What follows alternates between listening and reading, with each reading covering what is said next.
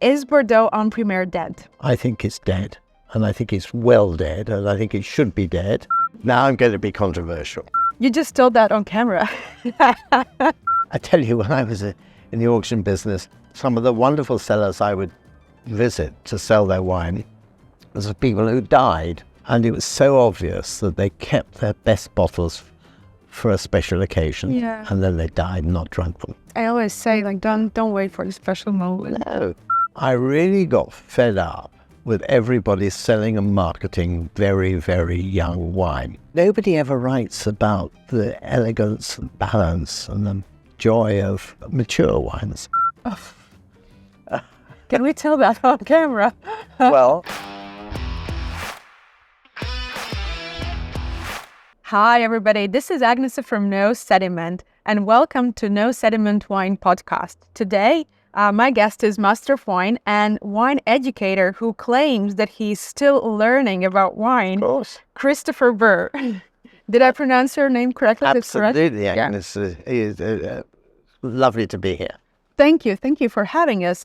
Before we start, could you maybe please tell us more about yourself, how your wine journey started, and why are we filming a video right here next to the Windsor Castle? In Windsor Castle? My first memory of tasting wine, I was 6.5. Can we tell that on camera?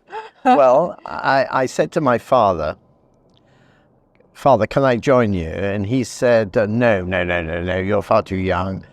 And I said, "Well, please, it's so interesting." And he said, "Well, you have to spit it all out. Make sure you spit it all out." So I said, "Okay, that's fine. I can do that." He was a soldier during the war, and he fought his way up from North Africa, up through Italy, through France.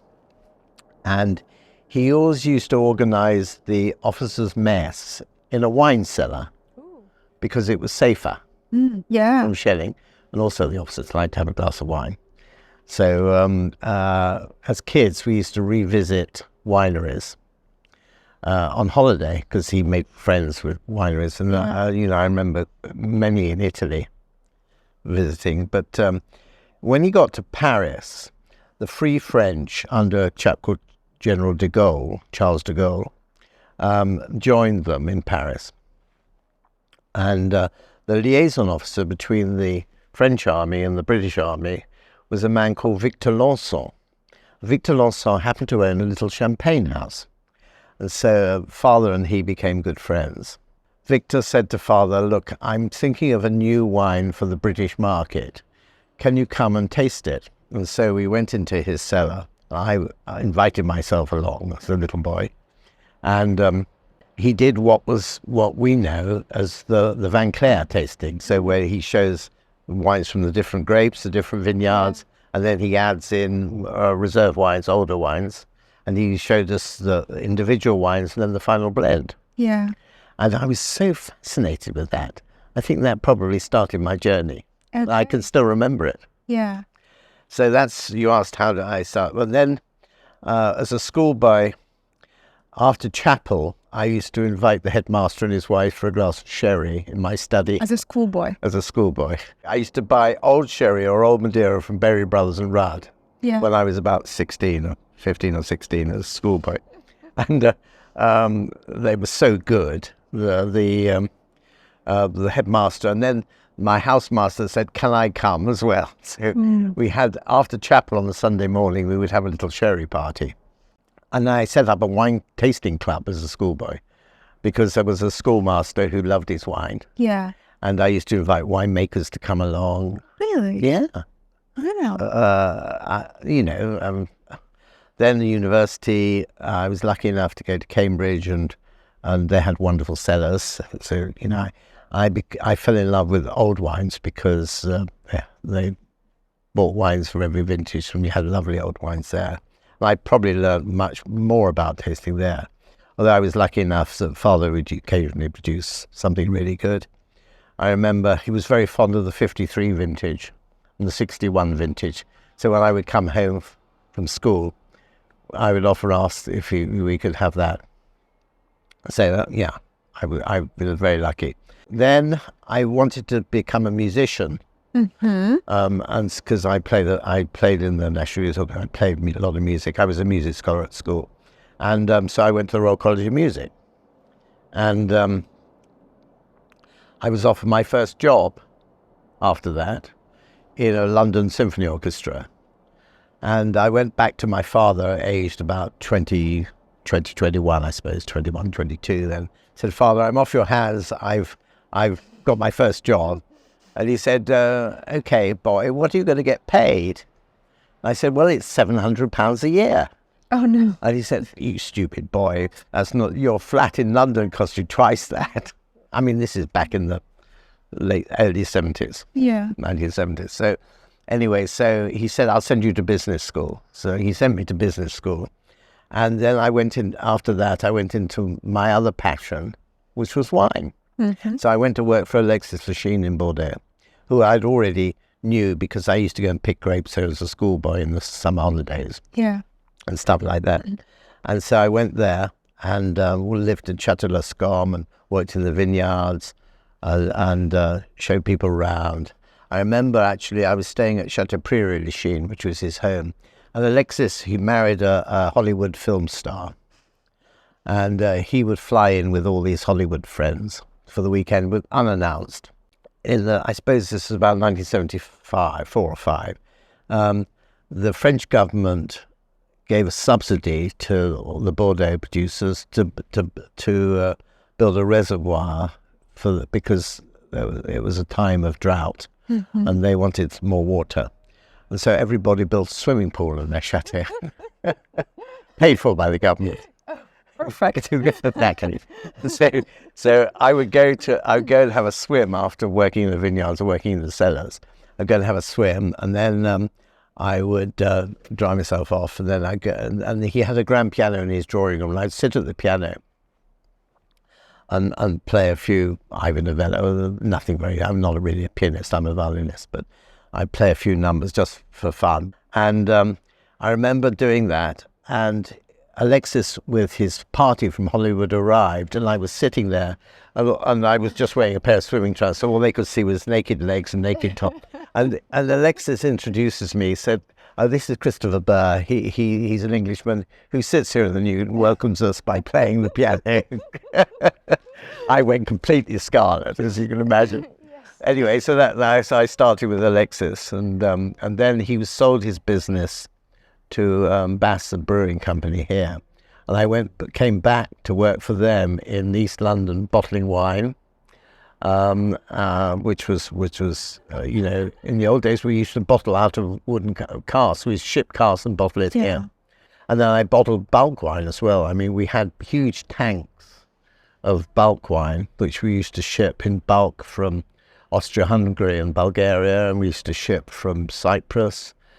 So pretty ordinary stuff, but anyway, one learned how to handle it and all that. Nice. And then I moved into the marketing team there, sales and marketing team, and ended up marketing Bacardi rum, Remy Martin cognac, and all sorts of other things. So I was very lucky.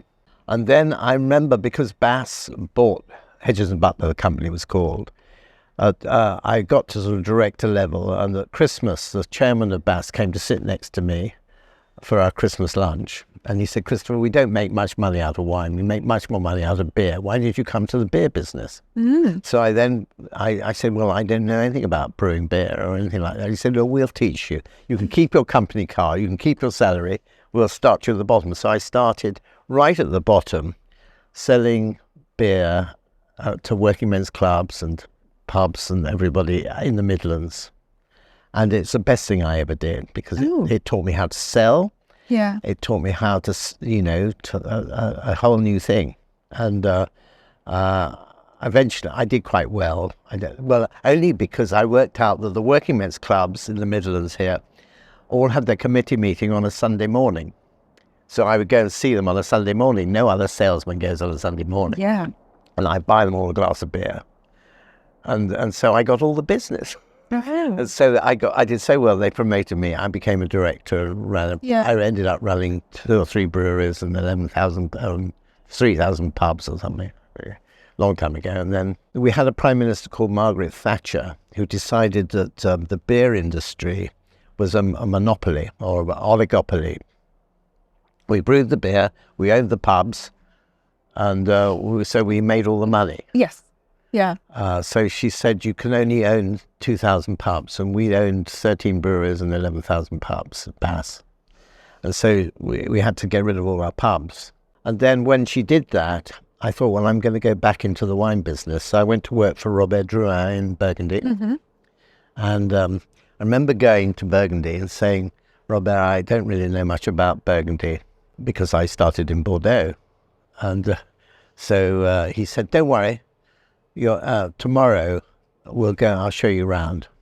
And so he put in the boot of his car a bottle from each of his vineyards.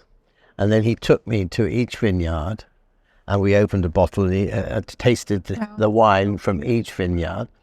And then we knew to go to a place like Pouligny or Chazagne or somewhere like that. And he had Pouligny de Filatière, Pouligny la Garenne.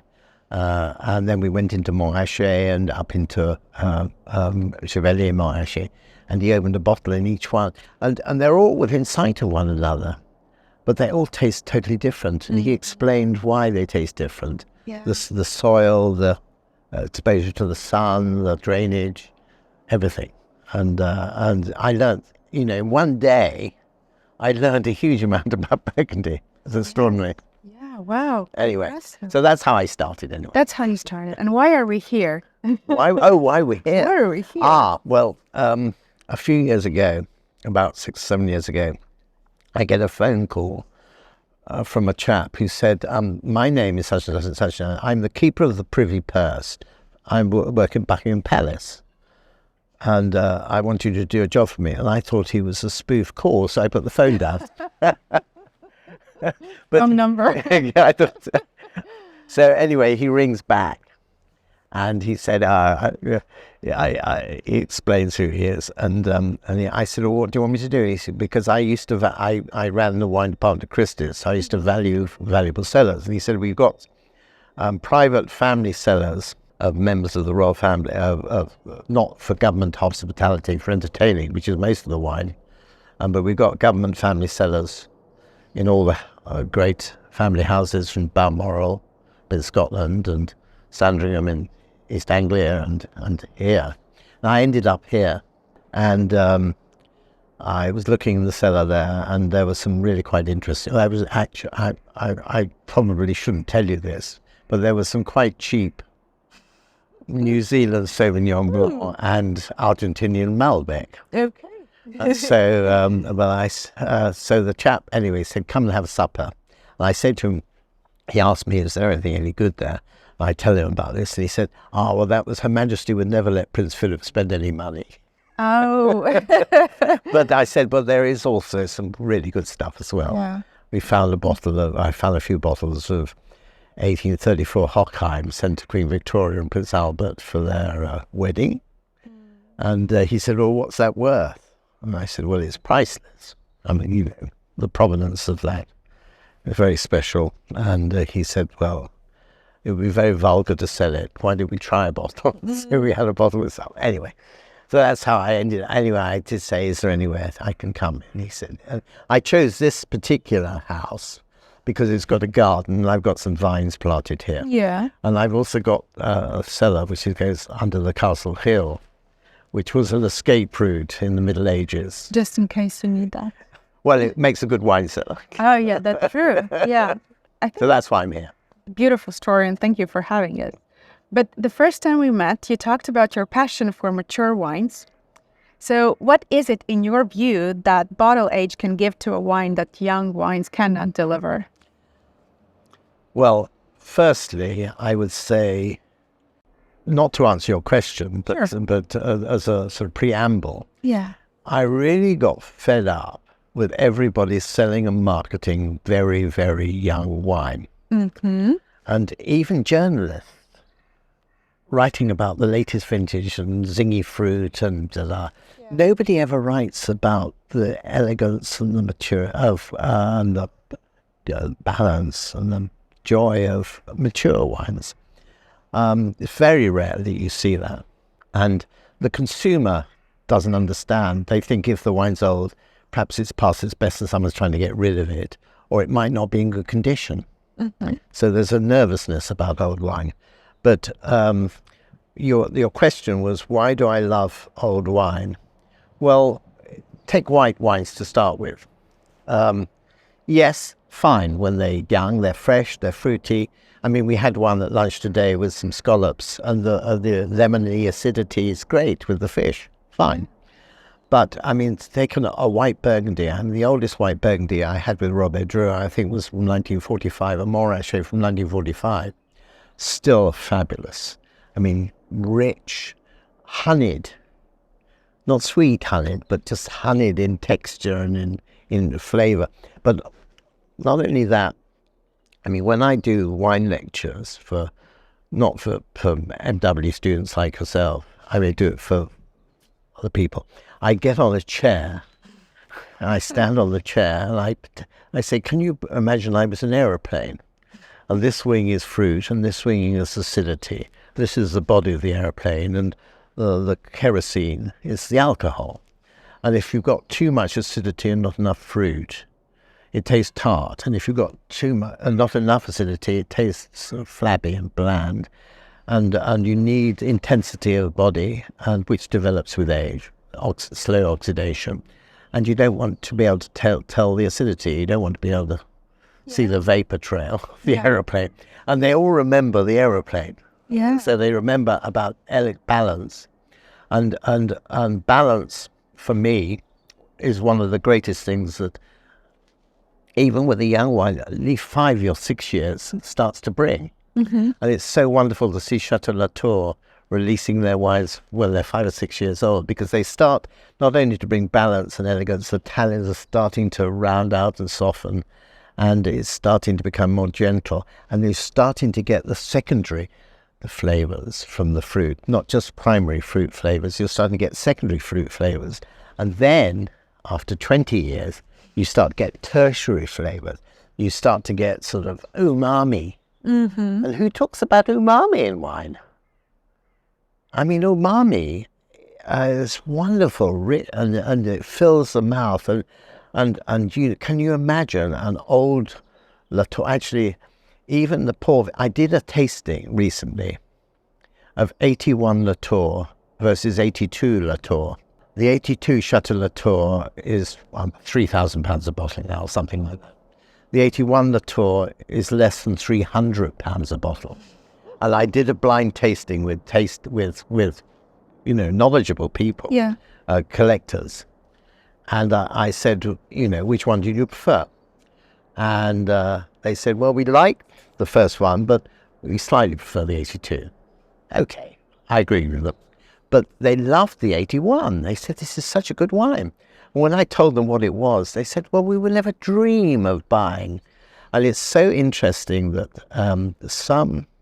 many red wines, when they're young, they're perhaps too tannic or too acidic or they're slightly unbalanced, but give them a bit of time and they start to come together and they start to become lovely. And that was a classic example. There are many, many examples of wines that have been written off by journalists. And therefore they're inexpensive, but give them 20 years and they're absolutely lovely. Well, thank you for that tip. We will know now which bottle to look for. Exactly. Well, but do you think... So I started this thing called Libération Tardive. Yes. This non-for-profit foundation to promote wines with age. And people are starting to realise.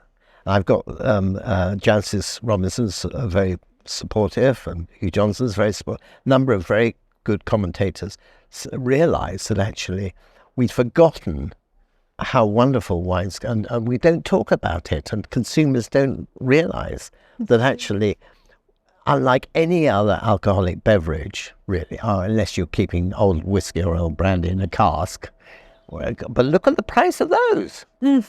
But they don't do it with wine. Yeah, that's true. So, it's a not-for-profit foundation to promote wines with age. And it's starting to get some traction, thank goodness. Good. That's good. But I was going to ask, do you think that maybe current days, there's also this winemaking involved, that we make wine more ready for an early approach, or no? You're so right. And I hate that. Well, I don't hate him. Yeah. Fine. Yeah, you need to make, I mean, you can make, you can learn how to manage tannins and manage, I mean, the technologies, wine making technology has got so much better. But still, I mean, I think great wine needs time. I mean, okay. I mean, I tasted a very good Barolo recently, which after sort of 5 or 6 years was lovely to drink. And then there was an older vintage, which after 30 years was still young. And because Barolos used to be like that, perhaps too much like that, so they weren't really very commercial. Mind you, after 40 or 50 years, they'll be lovely, but who can wait that long? Yeah. I mean, I'll be dead. There's undoubtedly, wine technology allows people to make a wine for drinking younger. But I still think even the wines that are made to drink younger with better tannin management, better acidity management, but I do like acidity in wine. There's nothing wrong with that. But I still think they need perhaps 4 or 5 years, just to start to develop some more flavors and more intensity in the middle of the palate. Yeah. Okay. So are there particular styles or regions that you feel are especially undervalued because people almost never experience them with maturity? I told you, did I tell you that I'm still learning about wine? Yes. And I've been doing quite a lot of work in places like Serbia and Croatia, and where there's still masses of grape varieties that no one's ever heard of. Yeah. And I think since the end of communism, families have starting to really make good wine again. Under communism, they used to make bulk wine but now they're starting to make really good wine. I mean, funnily enough, there's an island in the north of the Adriatic called Korčula. And there's a vineyard there that was originally planted by the Emperor Diocletian, the Roman emperor. And they still make a sweet wine from 2 grapes. One's called Gurk, G-R-K, the other's called Poship. And they make dry still wines but they make a sweet wine, which they've made traditionally for hundreds and hundreds and hundreds of years. And I did another tasting blind against Chateau d'Yquem. And I asked people which they preferred, and they preferred this wine. Oh, really? And there you go. And this wine, unfortunately, is in a very cheap-looking bottle because they don't value it. Yeah. You know, I've been advising them and saying, well, you know, perhaps a bit of packing, you can put it in a better bottle and better label and stuff. And it's a wine that they don't make very much of it. But I keep coming across lots of. I mean, do you taste Plavishmali? Yes, I've tasted I love several times, but not. I mean, there's some wonderful old Plavishmali, another Dalmatian grape variety. Interestingly, there are 1 or 2 people making very good wine now in the south of Burgundy, in the Mâconnais, making good wine there. I think so too. And which with 10 years of age, a serious white Burgundy. Yeah. Yeah. And people used to write off Mâconnais as being sort of cooperative type, sort of, you know, nothing special. But actually, there's some very good wines being made, which, because they've got a good balance of fruit and acidity, enough acidity, that's key in Chardonnay. Yeah. And making wines that will age well. And even Beaujolais now, Cru Beaujolais. Absolutely. I mean, I don't know if you've ever tasted any Cru Beaujolais from the war years. No, not from the war years, no. Morgon Moulin Avant, from sort of 40, well, it was from the 40s. They made some very good wines, and I remember tasting those a few years ago. And I think they'll come back. Oh, definitely. I hope so. Yeah. I think South Burgundy, because it was slightly neglected, because everybody concentrated on the Côte d'Or. But now they're realizing, I think probably global warming's helped a bit, but they're realizing that the land in Côte d'Or is so expensive. Whereas, you know, they can go down to South Burgundy and buy vineyards reasonably priced. Yeah. So I think that's an really interesting area to go. And most people love Burgundy. And actually, the Gamay grape, I think, with some age, is really lovely. Yeah, that's true. Well, in your view, do you think that there are specific wine styles or regions that really should be better drunk young? So I turned this around. I'm sorry. Yeah, I know. Gosh, let me think. I like old champagne. I like old... gosh, what do I like young? I mean, even Muscadet now these days. Oh, absolutely. Is making wines which age Yeah. well. Now, I think young is... For me, young means 5 years old. Okay. All right. So I think any good wine Yeah. should be 5 years old. And I think, interestingly, everybody keeps yabbering on about how younger people don't drink wine so much. They want cocktails, or they want spirits, or they want non-alcoholic wine, or they want something else. And I think that this sort of the latest release, which is normally 1 or 2 years old, is part of the problem. I think actually it's too simple. The wine is like just like a manufactured beverage. It's not like it's not like the sort of wonderful product that develops and changes, and you can see how it develops and changes, and that brings everybody together. And so they see it as a manufactured product. They don't see it as something much better, much more interesting. Yeah. Or something that could develop into something into something completely different. Exactly. Yeah. And I think that's part of the issue. And I think the industry have to answer for that, because they've never promoted that. They've never talked. They don't talk about it. They talk about the latest release, and it's become a commercial thing. Clearly, yeah, absolutely. You want to shift your stock, Yeah. sell it young, but and nobody has wine cellars anymore. People can't, they put their boiler in the cellar. Yeah, we do. So people don't have wine cellars anymore, and merchants can't afford to store and mature their wine for years and years and years like they used to. So I can understand why it's changed and why people are making younger wine to mature, to be drunk younger. But still, I think we should be promoting the elegance and the beauty and the culture of wines that have the benefit of a bit of time. So what wines do you personally think offer the greatest pleasure with age? You're not allowed to say all. No. Well, I don't believe all do, no. No. I mean, the oldest wines I've tasted, and it's not fashionable here anymore, but the oldest wines I've tasted with age are German. Just trying to think. I thought you will say Bordeaux or... We'll come on to red wines in a minute. But I think sweet white wines age the best. I mean, I used to handle Schloss Johannisberger and Bernard Breuer in Germany, but and from Schloss Johannisberger you find back wines still wonderful back to the 1800s. The oldest wine I've tasted from the Bremer Ratskeller was 1727. 17. And still, but they're very sweet. And of course, the things that keep a wine are acidity. Acidity is very important. Obviously, alcohol and sugar. And they're great preservatives. And those German wines have all that. And I mean, and certainly Old Yquem, Old Sauterne. Nobody drinks sweet wines anymore, sadly. They don't. Sad. It's sad because they're the best thing with cheese. Yeah. They're wonderful. Which, I mean, with a bit of blue cheese or something, Absolutely. it's absolutely perfect to drink. And anyway, and foie gras, or actually, Philippe de l'Ursulis, my friend at Chateau de Fargue in Sauterne, he does a dinner where you drink Sauterne with every course. So you drink Sauterne and oysters. Can you believe Sauterne and oysters? And I did that in London.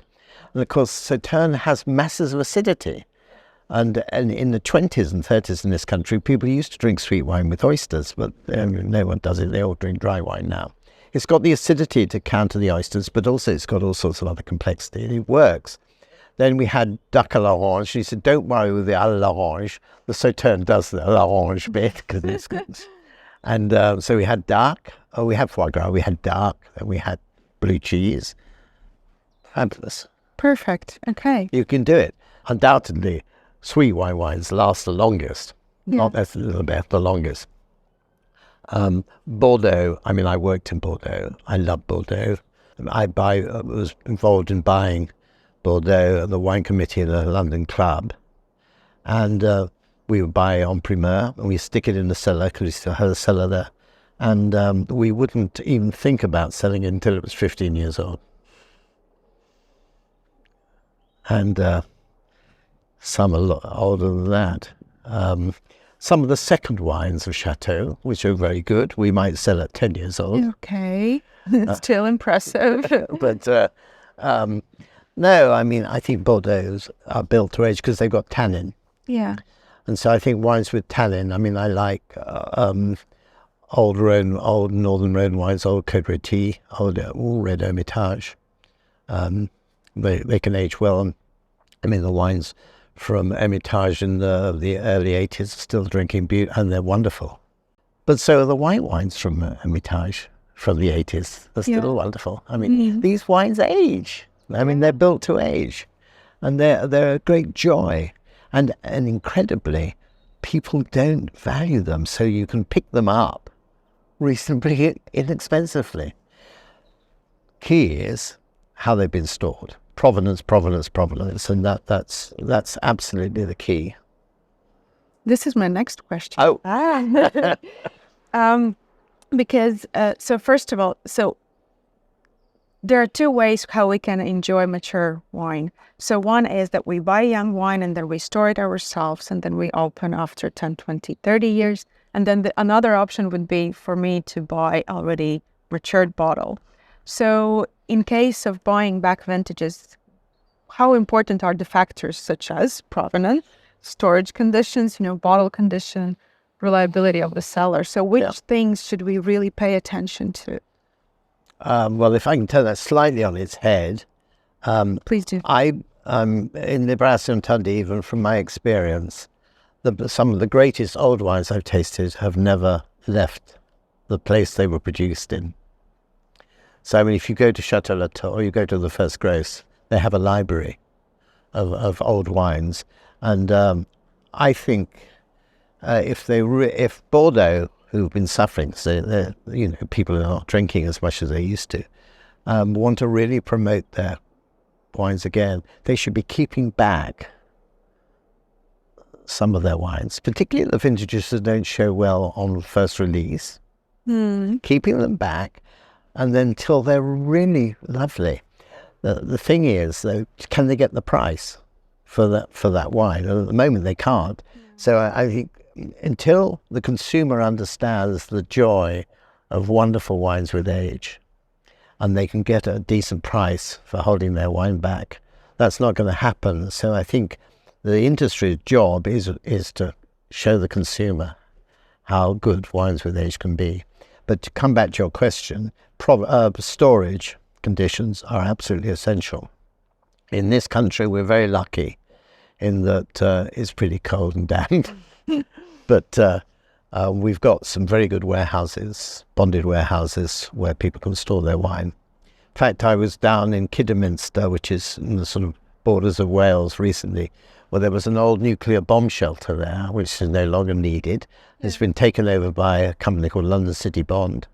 And it's perfect. It's built down deep into the hillside, and it's massive, and they can store massive quantities of wine, perfect conditions.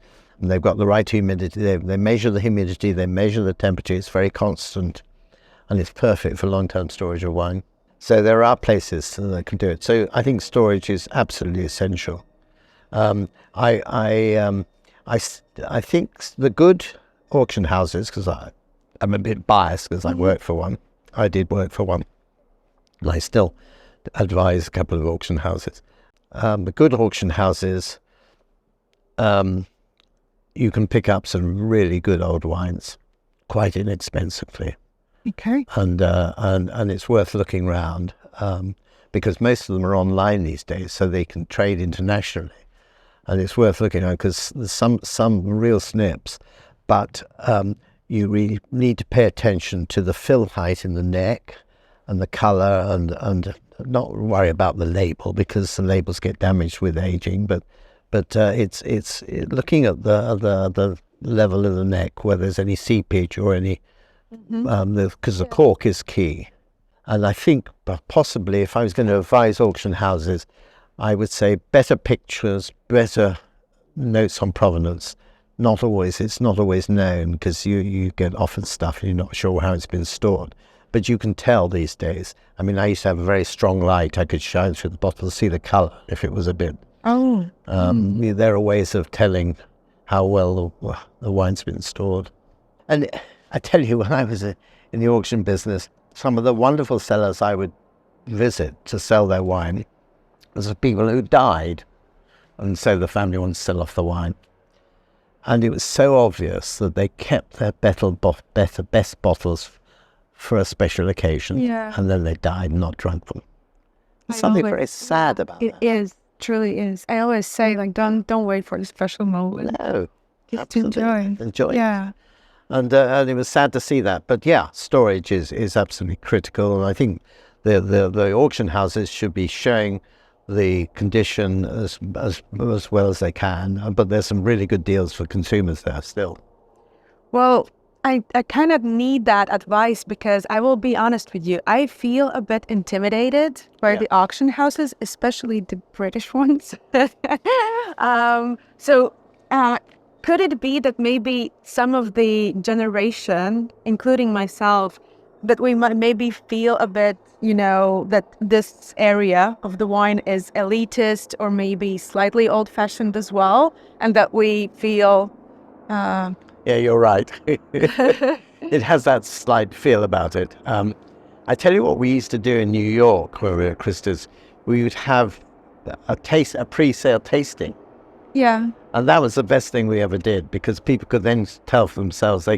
We would say to the consignor, the people sending their wine in, we just want one bottle of this parcel, and so people can really see the condition it's in and taste it. So I think pre-sale tastings are very important, but if it's online stuff, that's impossible.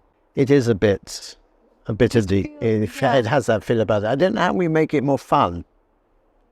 How do we make it more fun? I don't know. I just sometimes think, because I do buy wine on auction online, where no one can tell me, like, you don't belong here, or you, I don't know.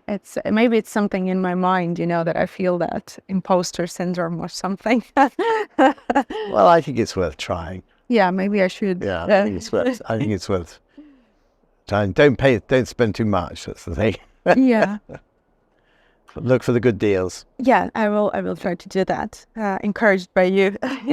But another passion, you told that for you it is about the wine education and how we communicate wine. So I wanted to ask you, what should a consumer wine education start with? Do you think it is like the soil and appellation and winemaking? No. Absolutely not. Is it story, taste, occasion, or is it completely different? No. I mean, I have a bit of a gripe with the educationists. Okay. Whether it's the Wine Spirit Education Trust or even the Institute of Masters of Wine, because we talk about the technical things and about wine faults, and it's all too technical, and the consumer's not interested in that. And we need to get the whole industry and educate, because we're mainly educating people in the industry. How many times do you get a lecture about sales and marketing to consumers and encouraging and enthusing consumers about wine?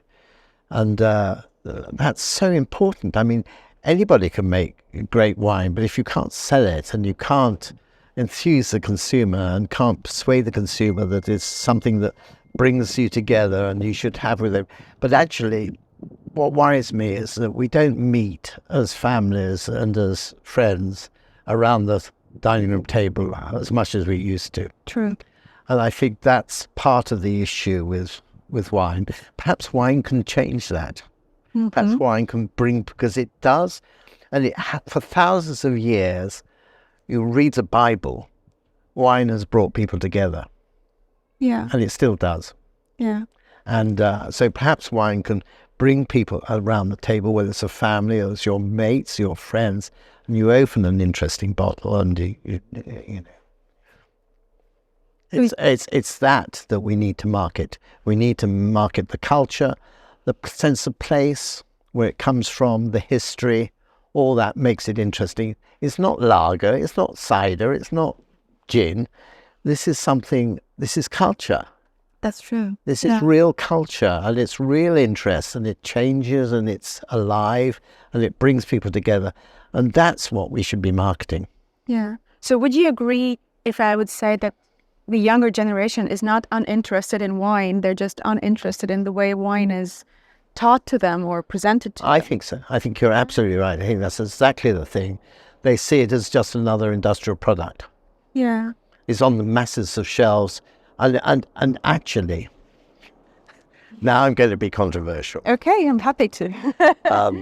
The marketing of grape varieties, I think, has been part of the problem. All right. I mean, you know, everybody wants to drink Pinot Grigio or Sauvignon Blanc or Malbec or Merlot. And the culture of where it comes from and the place and the way it's made is so different. And it's not just another industrial product like gin or vodka or something like that. And calling it Sauvignon Blanc or Merlot is like gin or vodka. I mean, it's not like that. Wine is so much more interesting and different. Do you see any more problems? And you know, when I was in Bordeaux, never dream of talking about the grape varieties. Yeah. I mean, you know, if we use a bit of Petit Verdot or a bit of Cotte Malbec in the blend, so what? Nothing to do with you. It's still Chateau this, that, or the other. Yeah. And you know, we just did the best we could. Mm-hmm. I like that. I had never thought about that. So, if consumer wine education is the future, do you think that there is some kind of wine education still needed? Oh, absolutely. I think the future of wine is about educating the consumer. And I don't mean educating them about soils or winemaking or technical things. Fine, that's okay for the wine people, but not for the consumer. But I mean, you know, I talk to so many consumers and they really know nothing, absolutely nothing. They're interested, but they know absolutely nothing. And then when they ask about it, they get told technical stuff. Mm.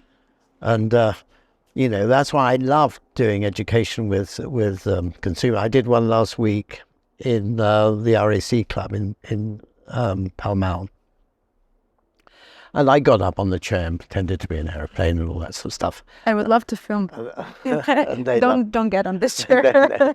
and so they all loved that, and we talked about the complexity of age. We talked about glassware, how important that is in showing a wine. We talked about how the oxidative process with decanting or allowing wine to, you know, all we talked about some of the things that actually make wine more and more enjoyable and different from gin and tonic or some other beverage. And that's what we spoke about, and they loved it. Nice. So did you inspire someone? I hope so. You never know. They probably thought I was crazy. But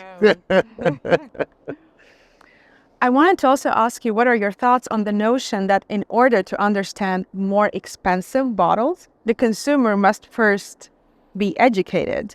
You know, you sometimes even hear consumers tell, I don't understand. What a good question. What a good question.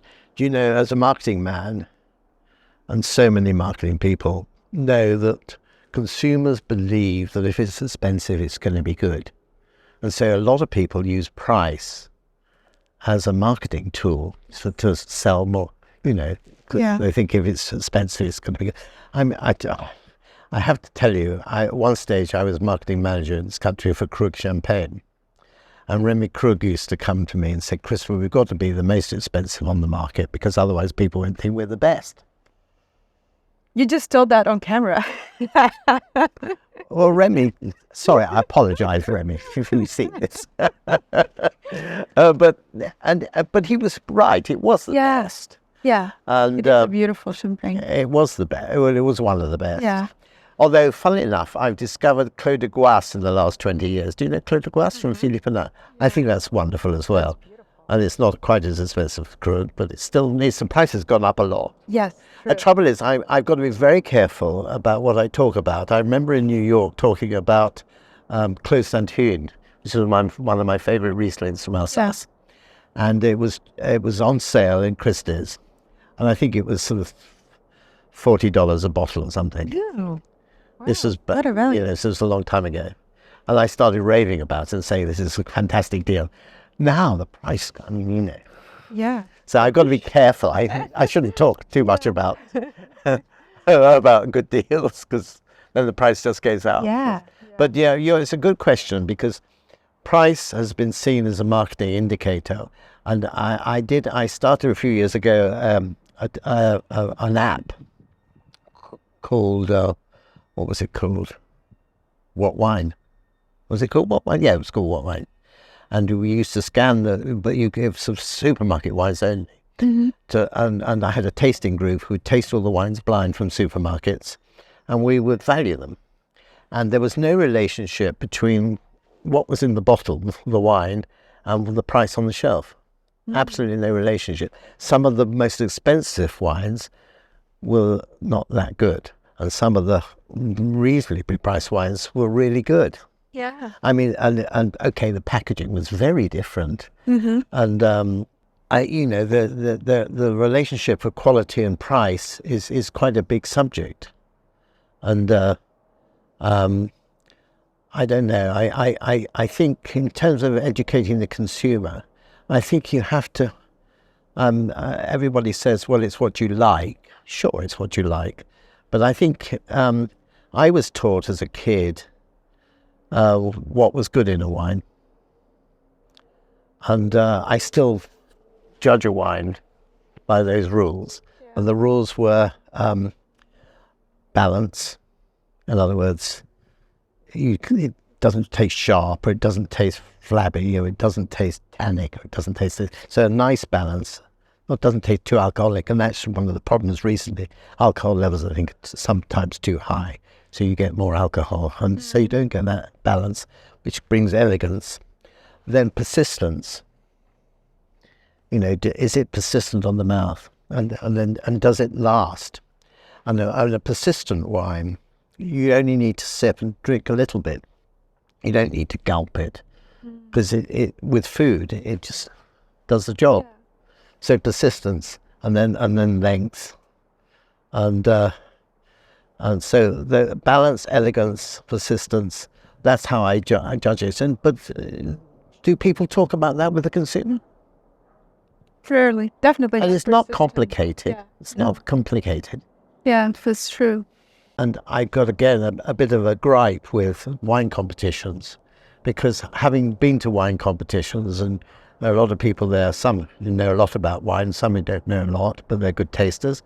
And there's no doubt about it. If you're tasting, say, 50 or 100 wines in a day, wines with a bit more alcohol stand out. Yeah. If you're just tasting a little bit. It's not what you want to sit and drink over dinner, of course. Absolutely. But they stand out, and so they give them a higher score, a higher point, and the winemakers know that. So there's been this trend towards higher alcohol, and they blame it on global warming. But there are all sorts of ways of keeping sugar levels down. I mean, training and cooler sites and higher sites. And you were seeing all sorts of trends in that world at the moment, which is good. I worry about alcohol levels going up. When I was younger, tasting wine, 10, 11% was 11.5%, 12% was normal. If it was 12.5% or it was 13%, it was a very warm vintage. I mean, now it's sort of 13 is middle. 13 is middle, and 14 up to almost 15 sometimes, 14.5. And it's too much. The wines are not balanced in my view. Okay. And I don't enjoy them. So you're not a fan of Californian wines? We can cut that out, don't worry. Well, I used to work with Bob Mondavi. Oh, that's right. Yeah. So, I love Californian wines. I think they're a bit overpriced. I love them. There's some very fine wines. Funny enough, I was there a couple of years ago, and I was always a bit of a skeptic about Screaming Eagle, which is probably the most expensive wine in the world. Yeah. And I thought it was just a Bob Parker fad, and big and gutsy and all that. Yeah. Not my thing really. I like more subtlety and more elegance. But then I went to Screaming Eagle, and they've got a new winemaker who trained in Bordeaux there, and they were dominated previously by a very lot of ripe Merlot. He's changed the assemblage. He's actually the wine's much more elegant than it used to be. I wouldn't know. I have never tasted it. Oh, it's really quite interesting. And actually, the guy that owns Screaming Eagle bought Bonnet du Martre, Coton Charlemagne. Yeah. He's the guy who bought it. And I rang up Jean-Charles Le Beau de Morinière, said, have you tasted Screaming Eagle? And he said, no, but he sent me some bottles to taste, and I was a bit rude about it. Ooh.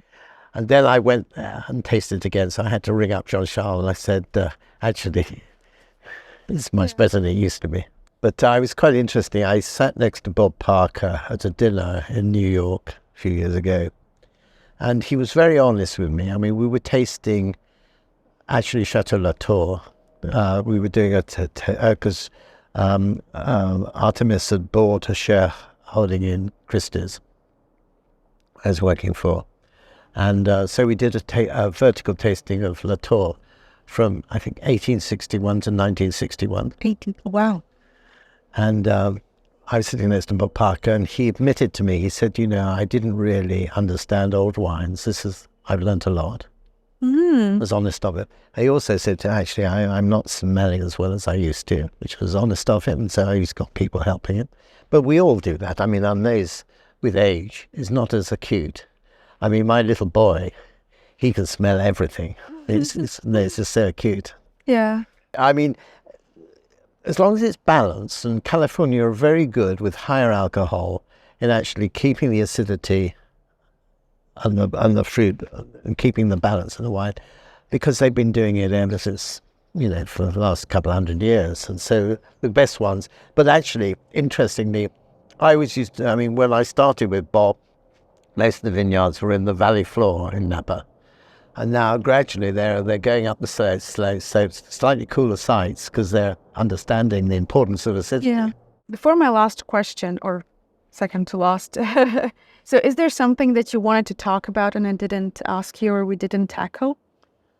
No, you've asked me some very difficult questions. I think one of the joys of wine, if you said, what are the real joys of wine? I think there are two things that stick out for me. One is that I've been doing it all my life, and I'm still learning. I'm still discovering new grapes, new places, new vintages, different winemaking, and it's a fascinating subject. I mean, it's really intriguing. You can never know it all. Yeah, that's true. And that's one of the things I find interesting about the subject. And I think we should pass that on to the consumer. The consumer thinks it's just another industrial product. Yeah, we need to so that's the first thing. The second thing is that it brings people together. It really works. Yeah. Making friends, pulling people around the table. And I've made so many, in the wine trade, one made so many friends, people, because it brings you together. Yeah, that's true. It brought us together as well. All right, so the next section is going to be very quick. I will ask you like a lightning round question, so this or that, and you just answer. Yes or no? Yes, or this or that, which one you choose. So auction room or tasting room? Tasting room. Burgundy or Bordeaux? Well, Bordeaux. Sorry, I think Burgundy now, as I get older. Okay. It's gentler. Gentler. All right, I like it. And I like gentle wines. In fact, Bob Mondavi taught me that. He said he likes gentle wines. That's beautiful. Private cellar or restaurant list? Gosh, well, who has private cellars these days? I'm lucky enough to go around some pretty wonderful private cellars. I'm very fortunate that some of the people invite me to taste their wines, but there's some good restaurant lists. That's a difficult one. Gosh. I think what is interesting is that sommeliers who put together the restaurant list have become very good. In fact, I think passing the master sommelier might be harder than passing the master of wine. It seems like that, yeah. So a good sommelier puts together a very good restaurant list. So I think it's going to be restaurant list. Okay. The critique's view or drinker's view? Well, it's going to be the drinker's view. I mean, because I'm skeptical about quite a lot of critiques. Okay, good. We should be skeptical and should question. Bordeaux vintages, 1982 or 1961? Difficult question? Depends on the chateau. All right, I'll take that answer. I think is good.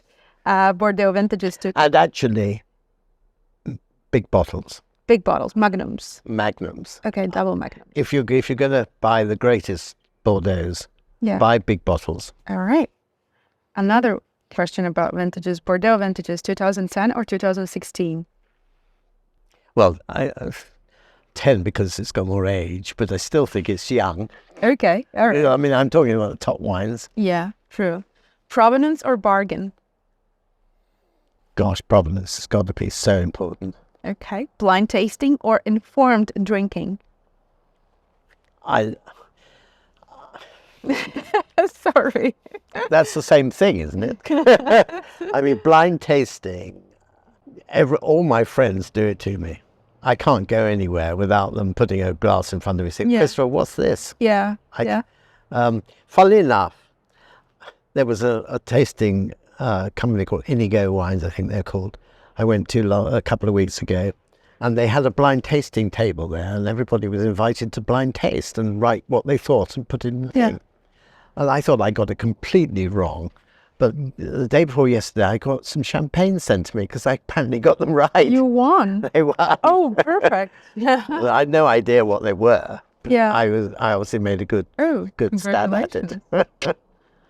No, I love blind tasting because it gets the mind going. Yeah. And I think that's the thing about wine. You have to think about it. It's not just a beverage. It gets the mind going, particularly if you don't know what vintage it is or which. And I think that intellectual stimulus is good. Important. Is important. Okay, so blind tasting it is. And then the last question, educating consumers or seducing consumers? Well, educating them properly. Okay. I think with a bit of seduction. All right, that's good. Yeah, so not, don't make it boring. Yeah, true. And the very last question comes from the previous guest. You will also have to have a question to the next guest. But so the previous guest was Sarah Jane Evans, Master of Wine as well. I know Sarah Jane. Well, it was Spanish wine. Yeah, we were talking about cavas. I bet. Yeah. So her question is Bordeaux en primeur dead? And you can answer yes or no, or you can elaborate if you want to. Let me elaborate. En primeur basically saved Bordeaux back in the 50s. Mm-hmm. And it was basically started by John Avery, an English merchant, who encouraged them to do it. And, the chateau, I mean, I remember going in there in the 60s, and a lot of them were run down, and they weren't doing any good.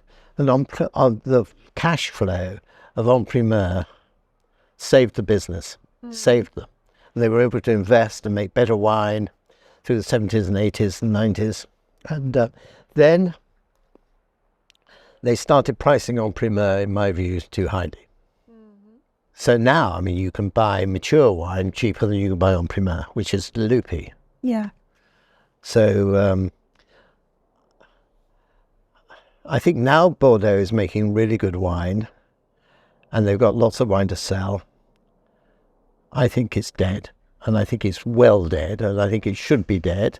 And I think, you know, if they want to sell the wine before it's bottled, fine, but sell it cheaply, like it used to be. Yeah. But sell. I mean, I think Latour got it right, selling a wine when it starts to become more interesting after sort of 5 or 6 years. I think that makes sense. So, I think it should die. Okay, thank you for your honest answer. Well, do you have any question for the next guest, which we don't know who is going to be? How do we seduce the consumer? I love it. Okay, I will make sure to ask that the next guest we meet. Okay. And there's a small gift. And thank you very much. Well, I don't know if that will be of value or will Wow. help maybe in the garden work. Well, I don't look like Donald Trump, do I, in this? Oh, perfect.